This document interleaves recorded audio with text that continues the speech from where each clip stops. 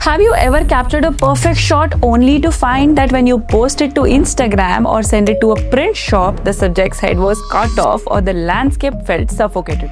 It's a common frustration, and it usually happens because of one setting most photographers ignore until it's too late: aspect ratio. Today I'm going to show you how to master the geometry of your frame so that you never lose a pixel or a composition again. What is aspect ratio? Simply put, aspect ratio is the proportional relationship between the width and height of your image. We express it as two numbers like 3:2 or 4:3. The golden rule of resolution. Every camera has a native ratio based on the physical shape of its sensor.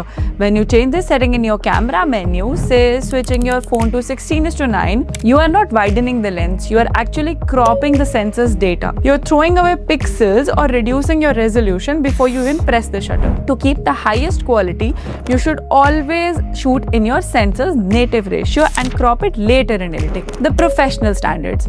If you use a DSLR or a mirrorless camera, Sony, Nikon, Canon, your native ratio is 3:2. This is the legacy of a 35mm film. Now, why is it great? It's slightly elongated, making it feel very natural for the human eye. Here is the printing trap. 3:2 prints perfectly at 4:6 or 8:12 inches. However, if you try to put a 3:2 photo in a standard 8:10 frame, you will lose about 10% of your image because an 8:10 is actually a 4:5 ratio. Always leave a little breathing room at the edges if you plan to print.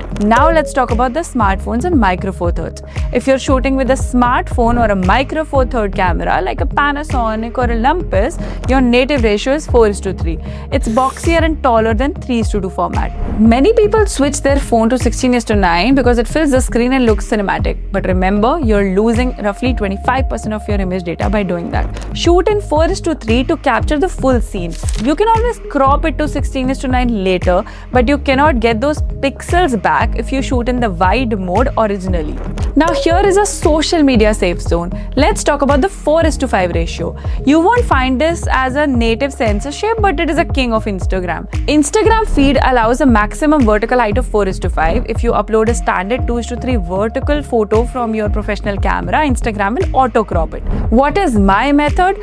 Personally, whenever I'm shooting in the jungle, I don't really compose for Instagram, but at the same time, if I know that this image might make it to multiple platforms, printing, social media, website, then I try to leave a little bit of padding around the edges to give me that flexibility later. Creative storytelling. 1:1, that is the square. This is the most formal ratio. It is perfect for symmetry and minimalism because the sides are equal, the viewer's eyes go straight to the center. Use this for architecture, patterns, or portraits where you want to center the subject, where the subject actually deserves the center weightage. 16:9. That is a cinematic wide. This is great for epic landscapes or environmental portraits where the background is just as important as the subject. It mimics the look of a movie screen, forcing the eye to scan through the horizon. Summary. To keep it simple, follow this rule. On a camera, try to shoot in a 3:2, and on a phone, try 4:3. In composition, always leave padding around your subject to allow for different crops in case you like posting on social media, you like putting it on the website, and you also want to consider printing later. Aspect ratio isn't just a technical setting, it is a compositional tool. Once you start noticing these shapes and once you start understanding how the aspect ratios fit differently in the different forms of storytelling, your framing will become much more intentional.